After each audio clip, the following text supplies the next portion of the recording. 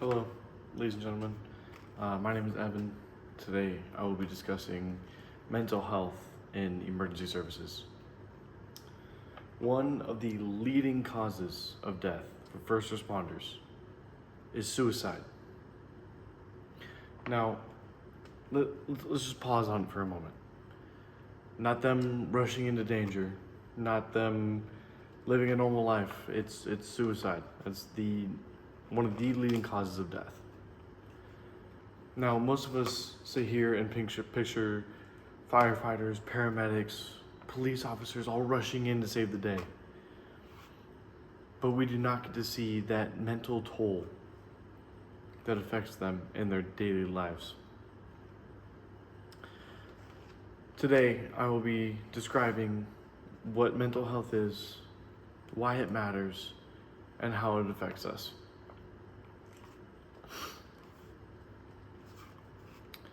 Mental health is a physical, emotional, and our social well-being. It can increase and decline, just like how our physical health does. It just depends on our experiences and affects our decision making. It can affect us in many ways. Most first responders don't get to choose their experiences. Obviously, they are the people that signed up for this job, but it still affects them just like it would affect a normal human being. Let me give you for an example. Let's say a paramedic goes and responds to a car crash, family of four. They have to give them the best care that they can get, attempt to save their lives or prolong them, and then be ready for another call within 20 minutes. And then their next call could be a kid with a sprained ankle, and they have to switch their mindset to go from this awful traumatic experience. Now they have to help a little kid, and they don't get that time to readjust. They don't get that time to process what just happened. That's why mental health in emergency services is so poor. There's no debrief. There's no cool down period. PTSD is it's one of the leading mental health disorders that come out of the emergency services program. PTSD, or otherwise known as post-traumatic stress disorder, can affect how we sleep, our anxiety. It can affect how we eat. It can cause depression. They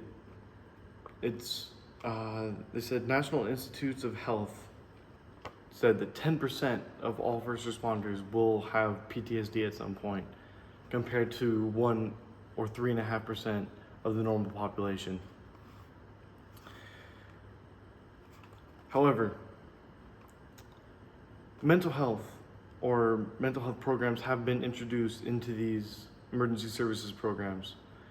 For instance, the Code Green campaign has been promoting the debrief and the whole process in between calls to lower mental health risks.